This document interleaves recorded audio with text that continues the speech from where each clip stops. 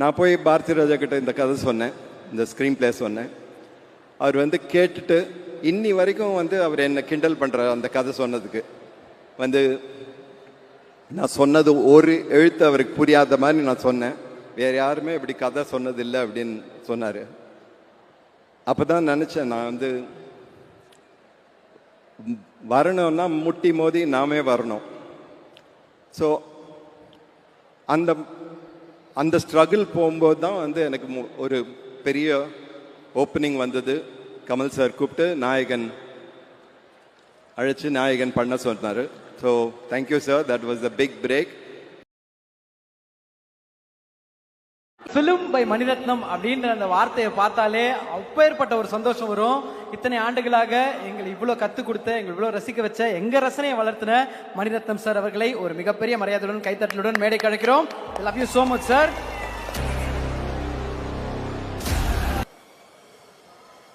எல்லாருக்கும் வணக்கம்.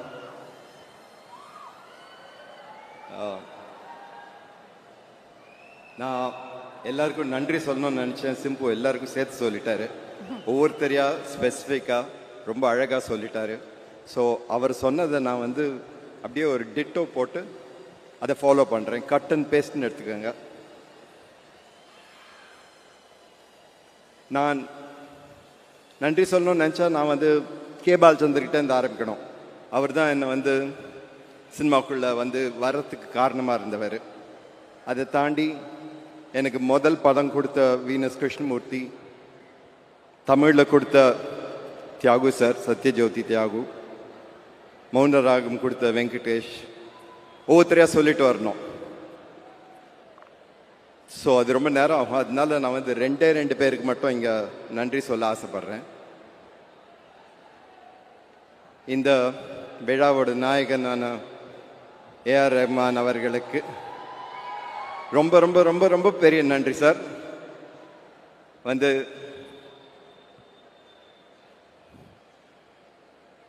நீங்கள் இந்த பண்ண அந்த மெட்லி கேட்டேன். இவ்வளோ மியூசிக் கொடுத்துருக்கீங்க, எனக்கு ரொம்ப தேங்க்ஸ். அதுவும் இந்த படத்தில் வேற நான் சொல்லிட்டு வரேன். இப்போ வந்து சினிமாவில் ஃபுல் சாங்ஸாக வைக்கிறது கஷ்டமாக இருக்குது. அட்டென்ஷன் ஸ்பேன் ரொம்ப ஷார்ட்டாக இருக்குது. சொல்கிற நரேட்டிவ் மாறிட்டுருக்கு அப்படின்னு சொல்லிட்டுருக்கேன் அவர்கிட்ட. அவர் அதை கேட்டு இந்த படத்தில் 5 பாட்டு தான் இருந்தது, 9 மாற்றிட்டார் அவர். Thank you Rahman, you make my film alive. Thank you very much. Kamal sir, நான் சினிமாக்குள்ளே வரணும்னு ஆசைப்பட்ட போது கமல் சார் வந்து பார்த்தேன். அவர் கூட கொஞ்சம் பேசினேன். ஒரு நாளைக்கு வந்து அவர் வந்து அவரோட அண்ணா சாருஹாசன் கூப்பிட்டு இந்த பையனை வந்து மகேந்திரன் கிட்ட கூட்டிகிட்டு போ அப்படின்னு சொன்னார். ஸோ சாரு அண்ணா வந்து மகேந்திரன் கிட்ட கூட்டிகிட்டு போனார். மகேந்திரன் சார், அப்போ தான் எனக்கு மகேந்திரன் சார் ரொம்ப பிடிக்கும். ஒர்க் பண்ணால் அவர் கூட ஒர்க் பண்ணணுன்னு ஆசையாக இருந்தது. ஸோ அங்கே போயிருந்தேன். அவர் வந்து அப்போ தான் ஷூட்டிங்லேருந்து வந்திருந்தார். எங்கன்னா ஷிப்பில் ஷூட் பண்ணிட்டு வந்திருந்தார். சாருவாசன் போய் சொன்னார், இந்த மாதிரி இந்த பையன் அப்படின்னாரு. அவர் அதெல்லாம் விட்டுட்டு, நீங்கள் நான் ஷிப் ஷூட்டிங்லேருந்து வந்துருக்கேன், கொஞ்சம் பியர்லாம் கொண்டு வந்திருக்கேன், சாப்பிட்றீங்களா அவரை கேட்டார். 2 பேரும் உட்காந்து பியர் சாப்பிட ஆரம்பிச்சிட்டாங்க. எனக்கு வந்து அசிஸ்டன்ட் டைரக்டராக சான்ஸ் கொடுக்கல, பரவாயில்ல, பியர் சாப்பிடுவேன்னா கேட்கவே இல்லை அவங்க. அதான் ரொம்ப வருத்தம். நான் மகேந்திரன் சார்கிட்ட சொன்னேன், இப்படி பண்ணிட்டீங்களே சார்னு. அவர் சொன்னார், நான் பண்ணதுலேயே மிக நல்லது உனக்கு இது மட்டும்தான் அப்படின்னாரு.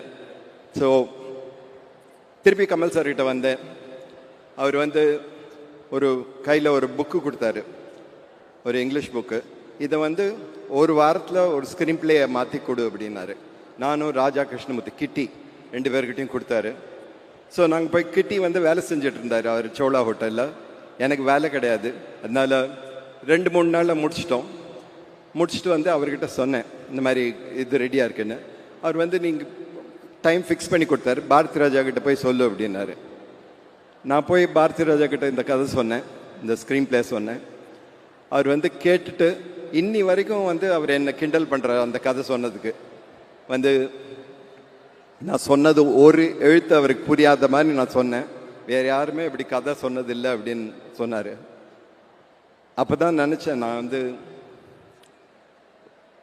வரணும்னா முட்டி மோதி நாமே வரணும்.